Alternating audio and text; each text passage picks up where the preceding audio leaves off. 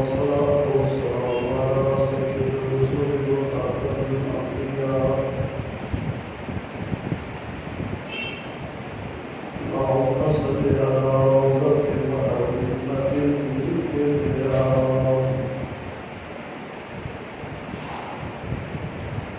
صلاة تكون من نجاة وسيلة ولعروض الدرجات قبيلا صلاة تعد بها العقد وتفرج بها الكرب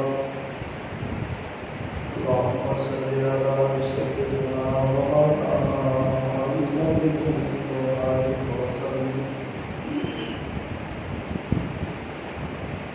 أما بعد فأعوذ بالله من الشيطان الرجيم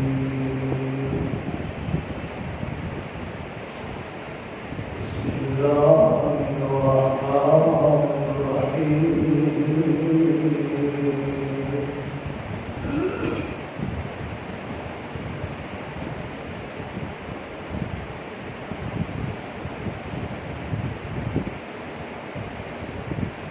المنافقون والمنافقات بعضهم من بعض يأمرون بالمنكر وينهون عن المعروف ويكفون أيديهم نسوا الله فنسيهم وعد الله المنافقين والمنافقات والكفار نار جهنم خالدين فيها أبدا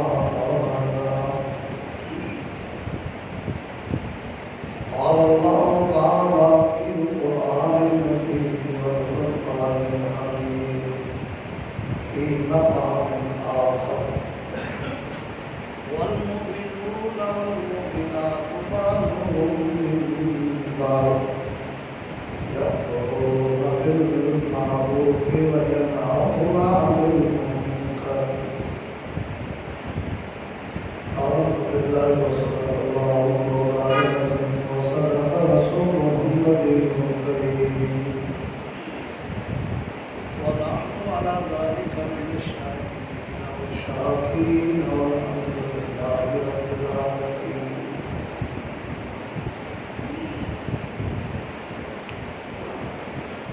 جو آئے آپ کے سامنے ان میں جھوٹا کلمہ پڑھنے والے اور سچا کلمہ پڑھنے والوں کی کیفیت کے بارے میں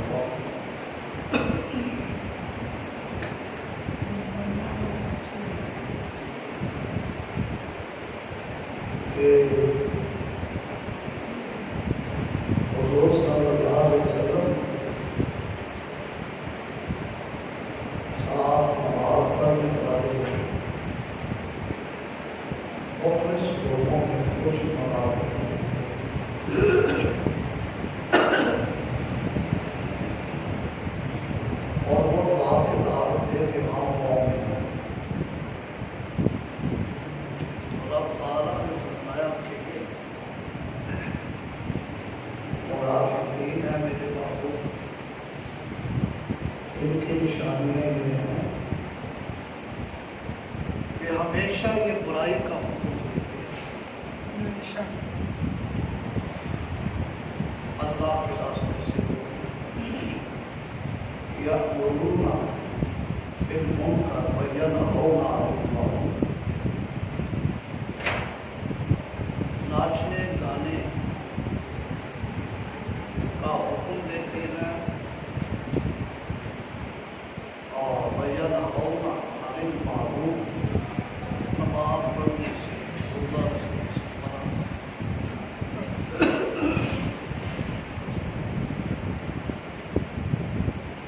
حضور صلی اللہ علیہ وسلم کے پیچھے نماز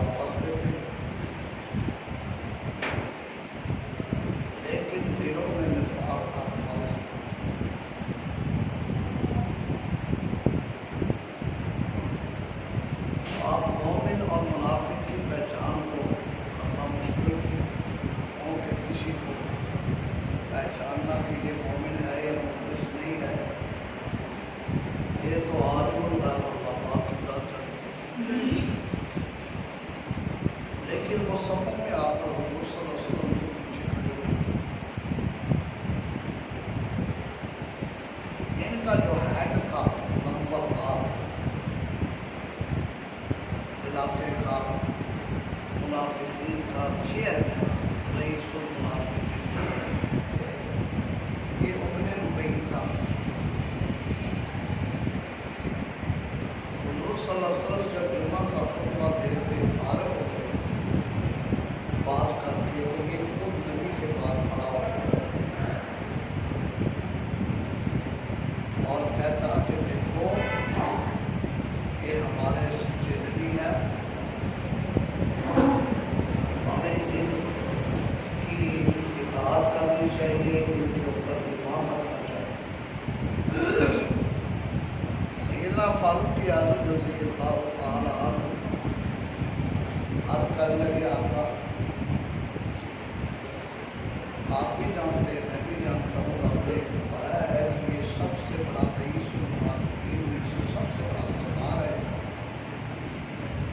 اور یہاں آ کر مومنانہ باتیں کرتا ہے. اگر اجازت ہو تو میں اس کی گردن اتار دوں. حضور صلی اللہ علیہ وسلم فرماتے ہیں مت، یہ لوگوں کی نظر میں ایمان والا ہے. اگر تم نے ایسا کام کر دیا تو لوگ کہیں گے حضور صلی اللہ علیہ وسلم اپنے صحابہ کو خود قتل کروا،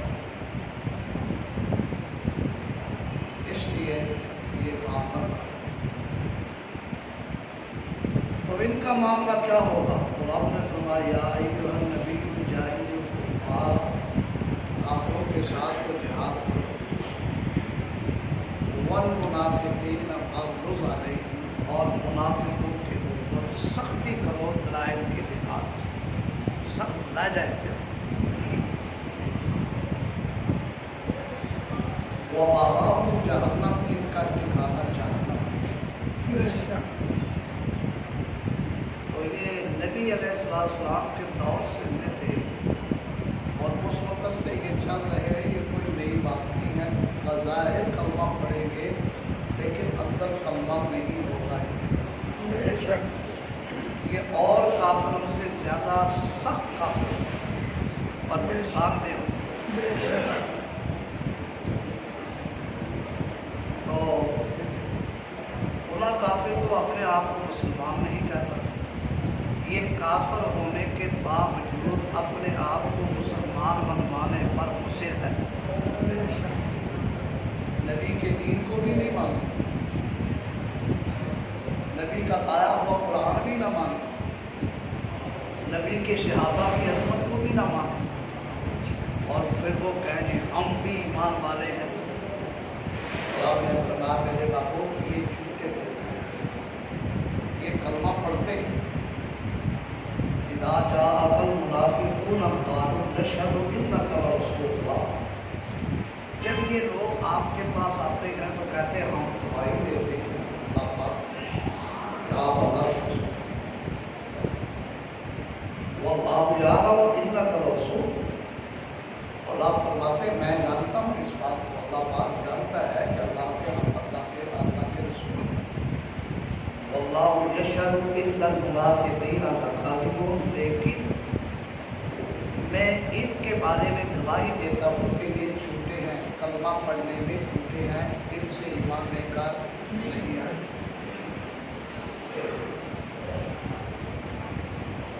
اتخذوا ایمانہم جنۃ فصدوا عن سبیل اللہ، جھوٹی قسمیں کھاتے ہیں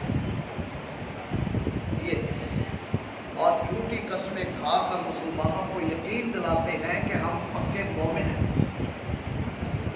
اور ان کی عادت بن چکی ہے، اور یہ اللہ کے راستے سے روکتے ہیں. اور حضور صلی اللہ علیہ وسلم کی ختم نبوت پر ایمان نہ رکھنے والا مومن ہے یا کافر ہے؟ اس میں شک نہیں. صحابہ کو نہ ماننے والا کافر ہے. تو اس دور کے اندر مومن کے لیے یہ معیار فرمایا کہ نبی اکرم صلی اللہ علیہ وسلم کے صحابہ کے بارے میں کوئی تھوڑی سی بھی لافزنی کرنے والا ہو تو یہ پکی بات ہے کہ وہ مومن نہیں، منافق ہے۔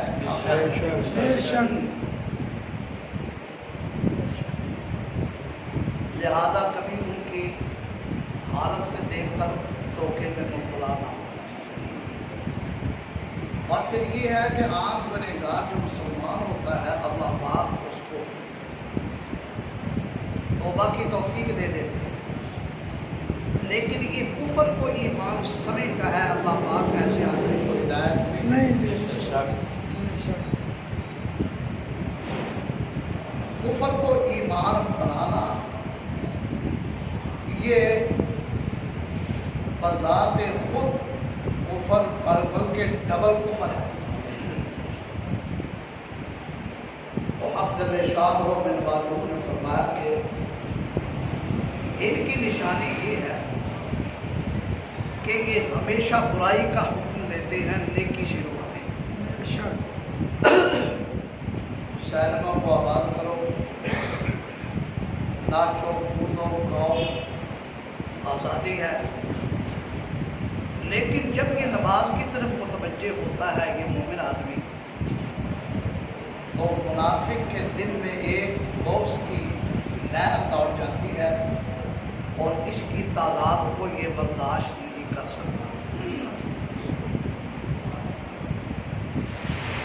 ان کے لیے اللہ پاک نے فرمایا دیکھو یہ مومن مرد بھی ہے، مومن اور یہ منافق مرد بھی ہے، منافق عورتیں بھی، یہ دونوں قسم کے تھے۔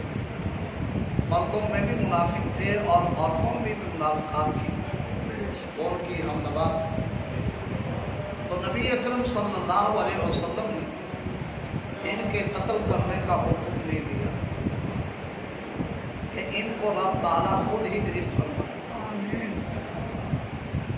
تو حضور صلی اللہ علیہ وسلم ایک دفعہ نماز جمعہ پڑھا رہے تھے، آپ علیہ السلام کے پاس حضرت جبریل امین آئے اور آپ نے عرض کیا تھا جس کا میں نام لیتا جاؤں اس کو مسجد سے باہر کراؤں۔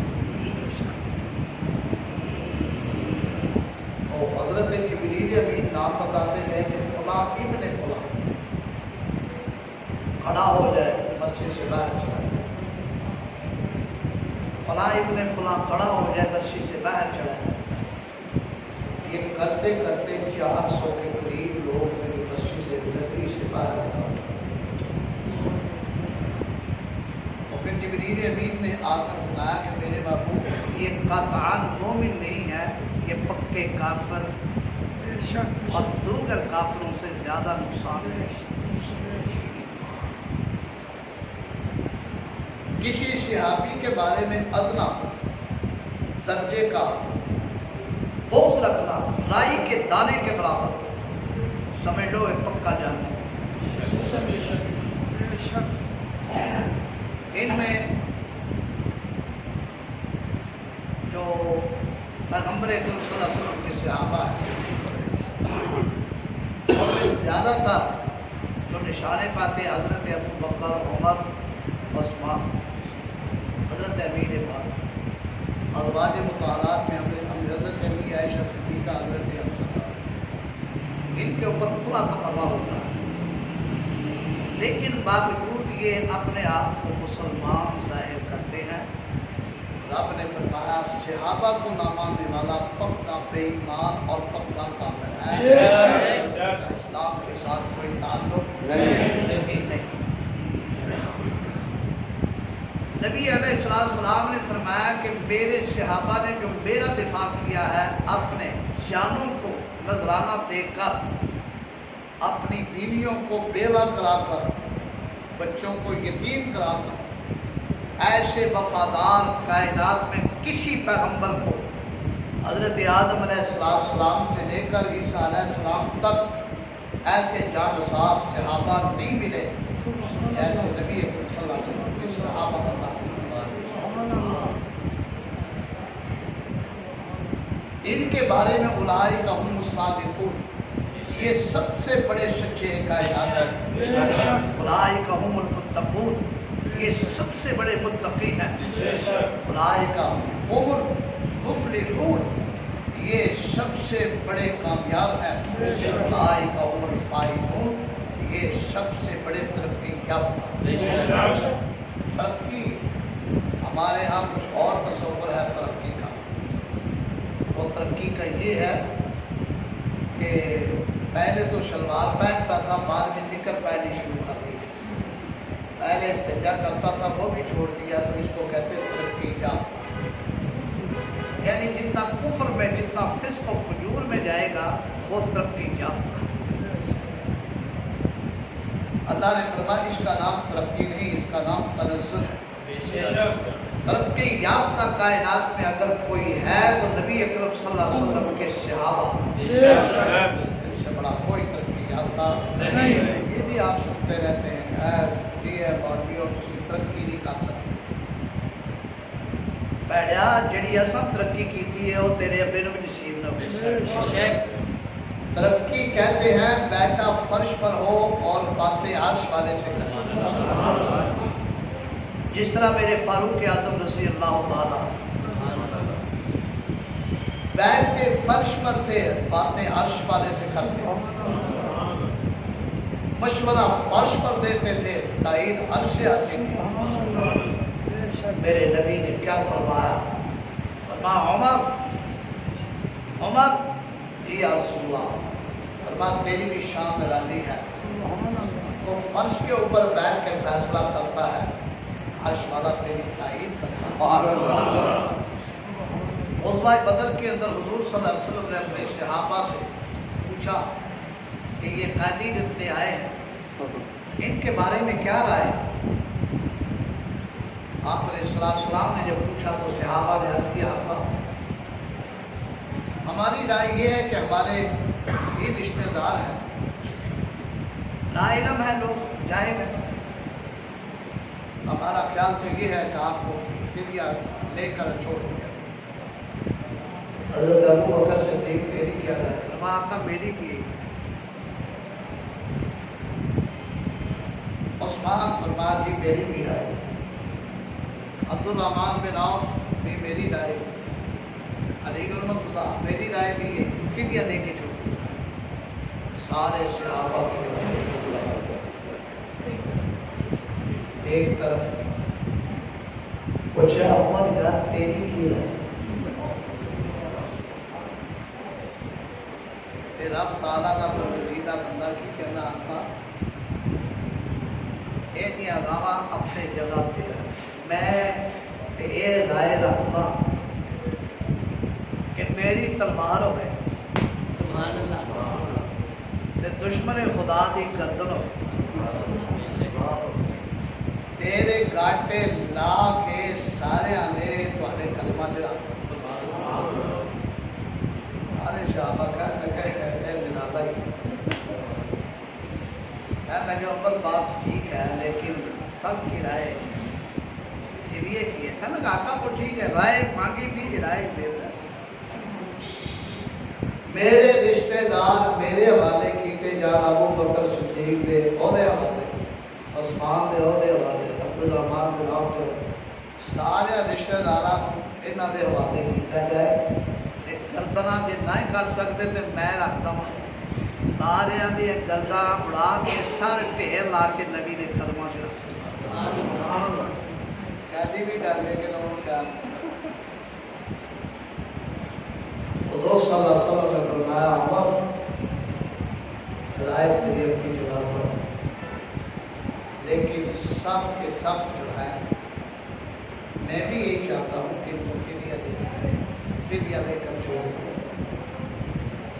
ठीक है। और दरो जिब्रील अमीन आके कहने लगे आका सब तेरे नाम ते रब उमर दे नाम। जे पहले तकदीरी फैसला ना हो चुका होता आज ऐसे अमल ऐसे जगह ते अमल होना सी जिहदा सैयदना फारूक आज़म ने मशवरा दिता, इन्हां सारे दी गर्दनां दा ढेर लग जाना सी। लेकिन चूंकि राय हो चुकी है, लेकिन मैं भी राय दे चुका हूँ, اور غالب اکثریت انہوں دی ہے، لہذا تسی فدیہ دے کے چھڈ جاؤ۔ انہاں دے اندر سیدنا فاروق اعظم حضرت حضور صلی اللہ علیہ وسلم دے داماد ابو العاص بھی موجود سن۔ حضور صلی اللہ علیہ وسلم دی سب سے بڑی صاحبزادی حضرت زینب دے خاوند اس وقت تک یہ مسلمان نہیں ہوئے سن اور دلوں میں لڑن واسطے بھی نہیں آئے سن۔ آگے فرمایا مکے والے نے اپنا اپنا فدیہ دیتا۔ حضرت زینب دے کول ہار سی جڑا حضرت امی خدیجہ دی طرفوں ہدیہ دیا گیا سی اپنی دھی کو شادی کے وقت۔ جب ہدیات سارے جمع ہوئے اور حضور صلی اللہ علیہ وسلم نے اپنی بیٹی کا ہار دیکھا تو پیغمبر کی آنکھوں میں آنسو آئے۔ وہ ہار دیکھ رہے ہیں، آنکھوں میں آنسو۔ باپ قید کرنے والا، داماد قید ہونے والا اور نبی کی بیٹی اپنے خاوند کو چھڑانے والی اور چھڑانے کے لیے اپنا ہار بھی پیش کر دیا۔ تو حضرت خدیجہ الکبریٰ کا ہار وہ نبی علیہ السلام کے سامنے وہ سارا نقشہ آ گیا۔ جب مکے والے نبی کو پتھر مارتے تھے اور میرا نبی جب واپس آ کے گھر میں داخل ہوتے تو حضرت خدیجہ الکبریٰ رضی اللہ تعالی عنہا آپ کا استقبال کرتی تو خندہ پیشانی سے ہنستے ہوئے، تو نبی علیہ السلام کی آنکھوں سے آنسو آ گئے اور فرماتے کہ خدیجہ یہ لوگ میری بات نہیں مانتے۔ اور حضرت امی خدیجہ رضی اللہ تعالیٰ عنہا فرماتی آقا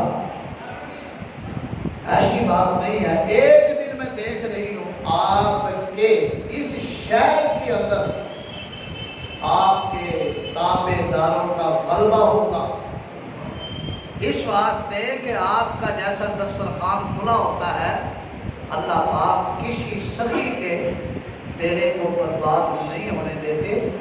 آپ غریبوں کے ساتھ اس نے سلوک کرتے ہیں، یتیموں کے ساتھ، بیواؤں کے ساتھ، آپ کا ڈیرا کبھی برباد نہیں ہوگا۔ وعدہ کری جھٹکا بھی آ گیا نا کہ تیرا منہ چلا جائے گا۔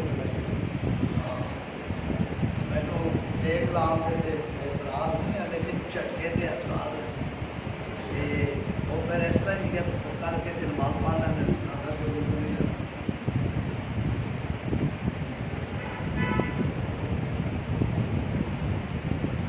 اب حضور صلی اللہ علیہ وسلم کے صحابہ بڑے پریشان تھے کہ یہ ہار کو دیکھ کر نبی علیہ السلام رو رہے ہیں۔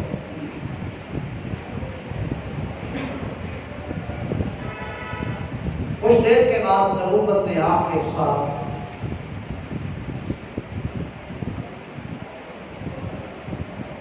اور آپ نے فرمایا میرے صحابہ آپ پوچھتے نہیں کیوں آنسو آ رہے ہیں آپ کے؟ کہنے لگے آقا اللہ اس کے رسول زیادہ چاہتے ہیں۔ فرمایا یہ ہار میری بیٹی حضرت زینب نے دیا ہے اور یہ میری سب سے پہلی بیوی حضرت خدیجہ الکبریٰ کا ہار ہے۔ مجھے وہ زمانہ یاد آ گیا کہ جب سارا مکہ مجھے پتھر مارتا تھا، اس وقت حضرت خدیجہ الکبریٰ نے اپنے خزانے کے منہ کھول دیے تھے اور میرے دین کے اوپر ساری دولت نچھاور کا۔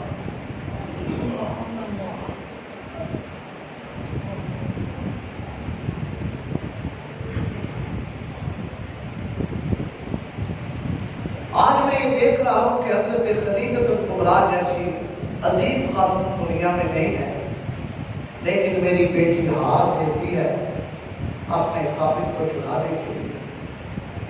اگر تمہاری اجازت ہو تو میں ہار کو واپس کر دوں۔ اب اپنے پاس سے فدیہ ادا کر دو. آپ علیہ السلام کی خدمت میں عرض کیا تھا اگر آپ کا جیسے جی چاہتا آپ کو اختیار ہے. حضور صلی اللہ علیہ وسلم نے اپنے داماد کو بولا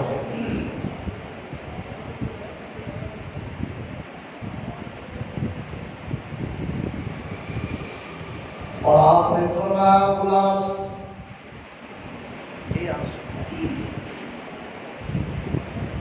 میں تجھے آزاد کرتا ہوں لیکن اس کے بدلے میں میری بیٹی زینب کو مدینہ طیبہ روانہ کر دینا. حضرت ابو العاص مکے میں جا کر تمام برادری کو اکٹھا کیا اور اکٹھا کر کے کہنے لگے برادری والوں اگر میں قید میں اگر میں کلمہ پڑھ لیتا تو شاید تم کہتے کہ ڈر کی وجہ سے کلمہ پڑھا ہے, لالچ کی وجہ سے کلمہ پڑھا ہے, لیکن میں تمہیں بتا دینا چاہتا ہوں رب کائنات کی قسم ایسا علیم و کریم جیسا میرے نبی ہے ایسا کبھی کسی نے نہیں دیکھا ہوگا. اس کے گھر میرے گھر میں اس کی بیٹی ہے. آپ نے فرمایا جاؤ زینب میری طرف سے اجازت ہے, اور ساری برادری کو بٹھا کر کہہ دیا کہ میں آج مسلمان ہوتا ہوں, اگر میرا راستہ روکنا چاہتے ہو تو روک لو. حضرت ابو العاص رضی اللہ تعالیٰ عنہ نے جب کلمہ پڑھا وہ دل دہل گئے. حضرت ابو العاص نے کلمہ پڑھ کر وہ دونوں کو بتلا دیا کہ رب کعبہ کی قسم میں پورے خاندان کو چھوڑ سکتا ہوں, وطن کو خیر بات کہہ سکتا ہوں, برادری کو کہہ سکتا ہوں, لیکن میں محمد صلی اللہ علیہ وسلم کا کلمہ چھوڑنے کے لیے تیار نہیں. حضرت زینب رضی اللہ تعالیٰ عنہ جب آنے لگی واپس, کافروں نے گھیر دیا, نہیں جانے دیں گے.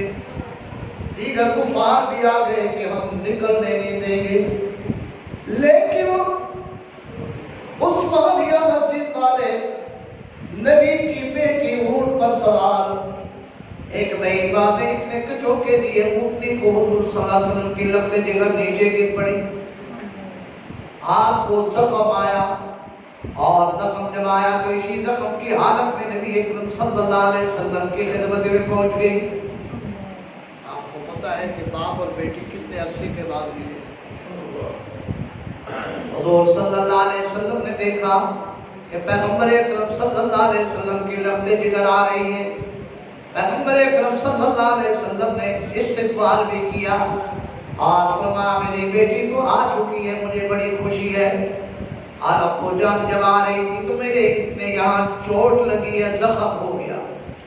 زخم اتنا ہوا کہ وہ حضرت خدیجہ حضرت زینب کا انتقال تو ہو گیا لیکن زخم صحیح نہیں ہوا.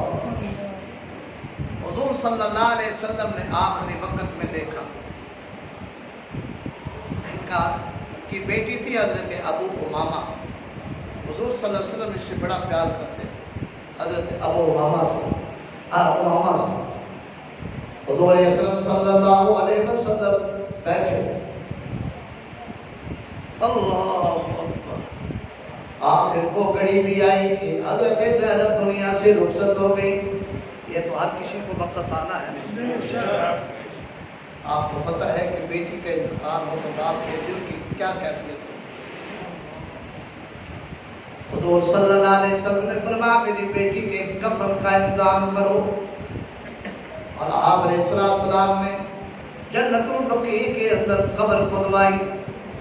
حضور صلی اللہ علیہ وسلم جب حضرت زینب کا جنازہ لے کر گئے, آپ علیہ السلام اللہ کے سامنے گریہ داری کر رہے تھے.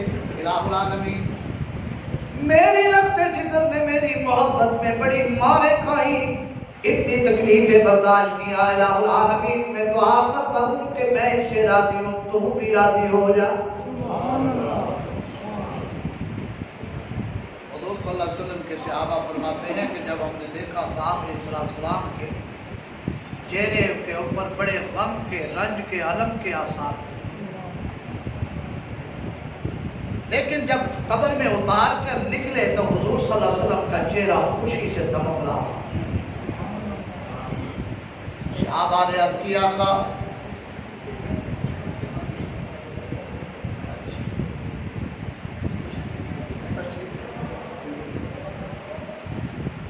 پیغمبر اکرم صلی اللہ علیہ وسلم سے پوچھا صحابہ کرام نے، آقا آپ کے اوپر پہلے غم کے آثار تھے، اب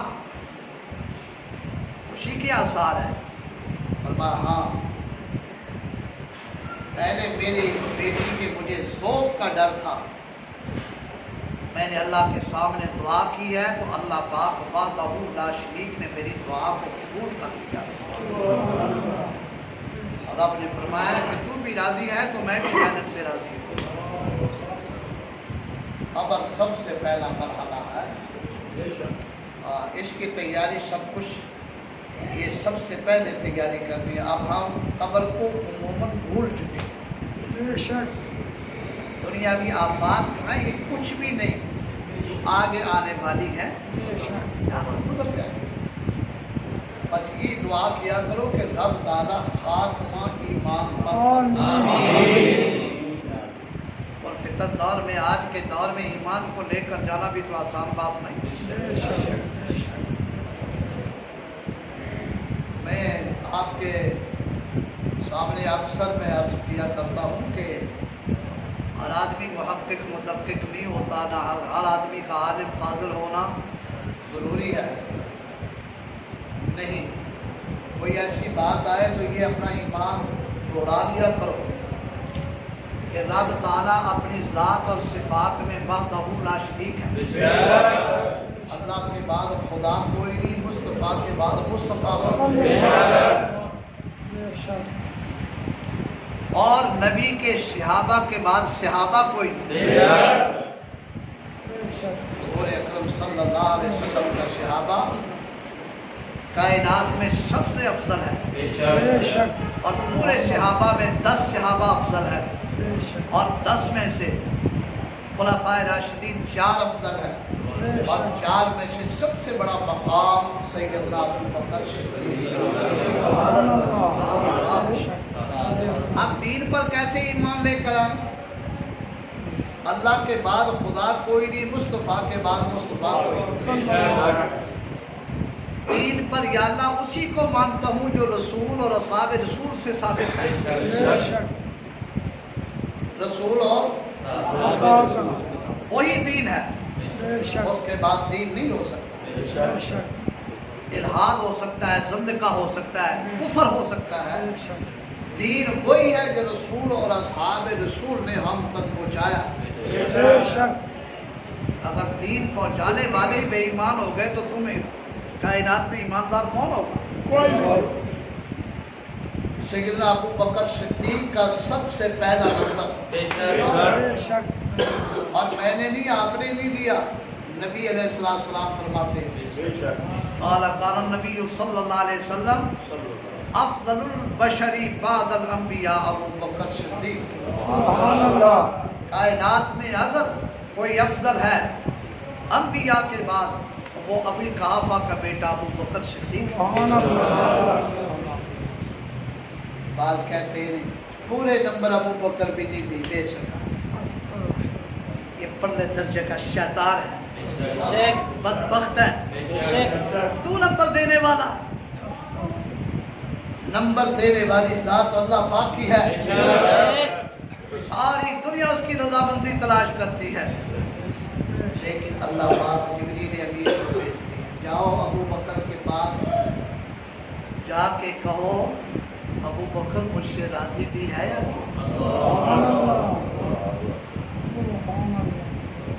ساری دنیا اللہ کی رضامندی تلاش کرتی ہے۔ رات کے وقت دیکھا انبیاء، اولیاء، اتقیاء، اصفیاء رو کے دعائیں کر رہے ہیں، الہ العالمین تو راضی ہو جا۔ اولیاء اللہ دعائیں کرتے ہیں، الہ العالمین تو راضی ہو جا۔ شیخ عبد القادر جیلانی رحمۃ اللہ علیہ تہجد میں دعا کرتے ہیں، یا اللہ تو راضی ہو جا، تو راضی ہو جا۔ رو رو کر دعائیں کرتے ہیں، اللہ بھی یا فرماتے کیوں روتے؟ اور اب نے فرمایا، اللہ نے فرمایا، مومن کہتے ہیں اللہ تیرے لیے کہ کیوں راضی ہو جائے، لیکن اللہ نے فرمایا میں رضامندی تلاش کرتے ہو، لیکن میں آج ابو بکر صدیق کی رضامندی تلاش کرتا ہوں۔ صدیق تم مجھ سے راضی بھی ہے یا؟ وہ کب پوچھا تھا رضامندی؟ جبریل امین آئے، ٹاٹ کا لباس پہنا ہوا ہے، حضور صلی اللہ علیہ وسلم کے خدمت میں بیٹھ گئے ٹاٹ کا لباس پہن کر، اور ساتھ ہی ابو بکر صدیق بھی بیٹھے ہوئے تھے۔ آپ نے فرمایا جبریل جب بھی تو آیا ہے تو فاخرہ لباس پہن کے آیا، آج کیسے ٹاٹ کا لباس پہن کے آیا؟ حضرت جبریل امین نے عرض کیا آقا میں ہی نہیں ساتوں آسمان کے فرشتوں کو اللہ پاک نے حکم دیا ہے،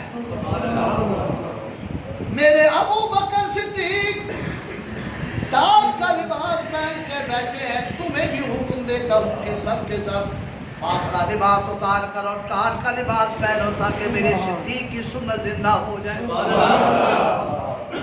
اور ساتھ یہ بھی پیغام دیا میرے محبوب سے جا کر کہہ دینا کہ میرے ابو بکر سے پوچھ مجھ سے راضی بھی ہے یا کہ نہیں؟ تو سیدنا ابو بکر صدیق کی چیخیں نکل گئی، اللہ میں تجھ سے اپنے محبوب سے راضی کیوں نہ ہوں جس نے مجھے اتنا بڑا مقام دیا ہے؟ مجھے تو کوئی جاننے والا بھی نہیں تھا، نبی کی نبوت والی لائٹ پڑی، سراج منیرہ کی لائٹ پڑی، اللہ نے فرمایا ایسے لائٹ پڑی ہے جیسے ستاروں کے اوپر سورج کی لائٹ پڑتی ہے۔ یہ ستارے جو چمکتے ہیں ان کی اپنی روشنی نہیں ہے، یہ روشنی پڑتی ہے سورج کی تب ان میں روشنی آتی ہے۔ آپ نے دیکھا نا بسوں کے پیچھے نمبر لکھے ہوتے ہیں تو پیچھے لائٹ پڑتی ہے تو کچھ ایسے لگتے ہیں جیسے نمبر ہی جل رہے ہوں، اور رب نے فرمایا ان کی اپنی اس کی نہیں ہے وہ جو نمبر لکھے ہوئے ہیں، اس میں ایسا مسالہ لگایا ہوا ہے کہ جیسے لائٹ پڑے اور وہ بھی روشن ہو جاتی ہے۔ رب نے فرمایا یہ اپنی لائٹ نہیں ہے، یہ حضرت ابو بکر صدیق کے اندر جو مسالہ لگا ہے یہ نبی کی نبوت والی لائٹ سے چمکا ہے۔ بے شک جو مسالہ نہ ہوندا نبی دی لائٹ نہ پہندی تے صدیق نو کون جانتا سی؟ بے شک وہ جانن والا کون سی؟ فرمایا محبوبہ تسی آ کے مینوں دسیا کہ اے ابو بکر میں صدیق بنا چھڈیا، عمر نو فاروق بنا چھڈیا، عثمان نو ذی النورین بنا چھڈیا، علی نو ولی المرتضی حیدر کرار بنا چھڈیا۔ اے نبی دی نبوت والی لائٹ دی وجہ تو چمکیا صحابہ کرام، بعد پہلے نو نبوت مل گئی، بعد میں آن والے نے رب نے فرمایا ولایت دے چھڈی، اور کائنات دے اندر کتنے بھی اولیاء قطب غوث ابدال سارے دے سارے تابعین تبع تابعین سارے مل جان ایک ادنا درجے دا صحابی دا مقابلہ نہیں بن، سارے صحابہ مل جان صدیق اکبر دے مقام تو نہیں پہنچا۔ بے شک اور سیدنا فاروق اعظم رضی اللہ تعالیٰ عنہ فرماتے ہیں کہ مدینے دے کنارے تے ایک مائی رہندی سی، میں کیا یار مائی دا پتی کوئی پوچھن والا بھی ہے یا کہ نہیں، میں صبح دے ٹائم گیا تے میں کیا مائی تہاڈے کول خدمت والا کہن لگے پتر ایک بندہ آندا ہے تے آ کے میرے گھر دے اندر جھاڑو بھی ماردا ہے، بستر بھی سیٹ کرتا ہے تے میری سرائی بھر کے پانی دی رکھ جاتا ہے۔ کہنے لگے یار وہ کیڑا بندہ ہوئے گا جڑی مائی دی خدمت کرتا ہے۔ حضرت فاروق اعظم دوسرے دن صبح صبح گئے تو مائی دا بستر بھی ٹھیک، جھاڑو بھی لگیا، سرائی بھی بھری ہوئی، پھر آ گئی۔ تیسرے دن پھر گیا صبح صبح، جدو تیجے دن گئے تے سامنے ابو بکر صدیق دے نال ملاقات ہو گئی۔ کہنے لگے ابو بکر تو کدھر آ رہے ہیں؟ کہنے لگے یار مائی ہے سارے دن تو میرے ٹائم نہیں ملتا، سارا دن امور خلافت دے اندر رہنا ہے تے صبح صبح میں مائی دی کجی بھی پار آنا تے مائی دا بستر بھی ٹھیک کر آنا تے نالے مائی دے گھر دے اندر جھاڑو بھی دے گیا۔ یہ اج کل دی مائی کتے کٹیا دے وچ نہ چارپائی لبنی سی نہ سرائی لبنی سی، کیوں نہیں؟ ہاں لے جانا سی چک کے سارا مائی کو جو 2 پیسے اور 4 پیسے وہ بھی لے جانے اور صدیق اکبر دا دار اس واسطے کافر کہتا ہے سنہری دور آدم علیہ السلام سے لے کر عیسیٰ علیہ السلام تک ساری دنیا گزر گئی، سنہری دور نہیں گزرا۔ اگر سنہری دور ہے تو فرما ابو بکر و عمر کا دور۔ یہ یہودی کہنے پر مجبور ہے، عیسائی کہنے پر مجبور ہے، کافر اس بات کو ماننے پر مجبور ہے کہ اس ریاست مدینہ کے اندر سنہری دور اگر گزرا ہے وہ ابو بکر و عمر کا دور، عمر کا دور ہے، ابو بکر و عمر کا دور ہے۔ یہ دنیا کو بتا دیا کافر، اس کے علاوہ اور نہیں۔ اگر کامیاب سیاستدان بننا چاہتے ہو فرما ابو بکر و عمر کی لائن اختیار۔ وہ تھے کہ بیٹھتے مصلی امامت پر بیٹھ کر کیسر و کسریٰ کے فیصلے کرتے تھے۔ کیسر و کسریٰ کی قسمت کے فیصلے ہماری قسمت کا فیصلہ امریکہ نہیں کر سکتا۔ جی ہاں غلط ہے، ہم امریکہ کی فیصلہ انشاءاللہ قسمت کا فیصلہ ہم لکھیں۔ شوشے اٹھا دیتے ہیں، آپ فٹافٹ اس کام پہ رکھ لیتے ہیں۔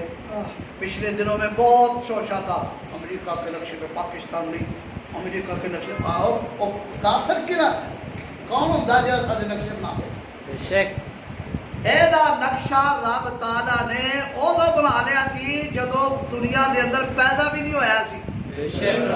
جی ہاں حضور صلی اللہ علیہ وسلم جدو معراج تے جا رہے سن نا، افغانستان دی سرزمین تو گزرے تھے، اتنے روشنی نظر آئی۔ تو حضور صلی اللہ علیہ وسلم نے پوچھا کہ جبریل اے کیڑی جگہ ہے؟ کہنے لگے آقا اے او جگہ ہے جتوں اولیاء اللہ کتب غوث ابدال تہاڈی امت دی پیدا ہو۔ اور جڑا اتنے بزرگ سوتے پے نے حضرت خواجہ علی حجویری رحمۃ اللہ علیہ، اے کتھوں آئے جی؟ افغانستان۔ طالبان انہاں دی اولاد ہے۔ اے جگہ ہے جو حضرت مہدی اتوں مہدی دی فوج تیار ہوئے گی اتوں انشاءاللہ۔ ہاں اے دجال دے نکلن دے بڑا چیر پیا ہے۔ سب تو پہلو حضرت مہدی ظاہر ہون گے اور کافران دے نال بڑی بڑی لڑائی ہوئی۔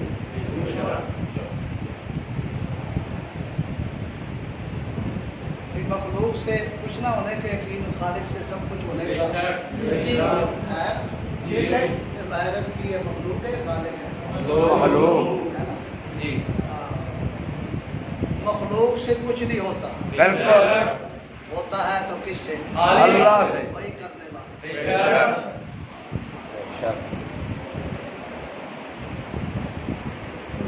اس واسطے جب تم سیدھے دے اندر جاندے ہو نا کہنے سبحان ربی الاعلی، اور جب وہ کہندے اللہ اکبر تیریاں تجیاں اڑ جاندی ہیں وائرس کی۔ تے نہیں آ سکتا، تواڈے قریب بھی نہیں آ سکتا۔ بالکل پروپیگنڈا جھوٹ ہے۔ لیکن موت کا علاج کچھ نہیں ہے۔ بالکل موت علاج بھی تے زہر اثر نہیں کر سکیا، تیزاب بھی اثر کر سکے، ایک ہی چیز ہے۔ بے شک اس واسطے رب نے فرمایا فَإِنْ آمَنُوا بِمِثْلِ مَا آمَنْتُمْ بِهِ، محبوبہ انہاں نوں کہہ دے بعد دے اندر آن والے ہم کہ ابو بکر و عمر جیسا ایمان لائے۔ سبحان اللہ، بے شک فقط اہتدوا تے ہون سیدھے راستے تے پے گئے۔ بے شک اے دے واسطے نمونہ ہی نہیں بن رہے۔ رب فرماتے ہیں تیرا راستہ جدا ہے تو میرا راستہ جدا ہے۔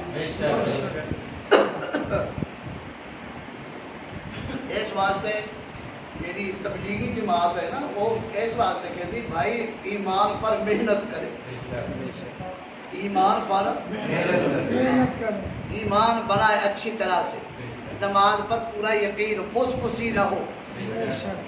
یہ دجال کا فتنہ جو بڑے بعد میں آ رہے ہیں تو بہت بڑے بڑے فتنے ہیں، یہ تو کچھ بھی نہیں ہے، یہ کچھ حیثیت نہیں ہے اس کی۔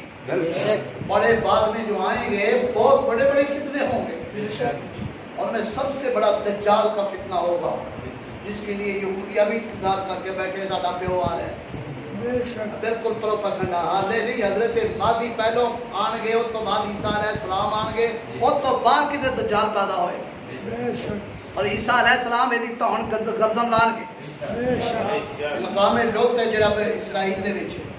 لہذا برائے مہربانی ذرا تھوڑی جی جرت اور ہمت دکھایا کرو۔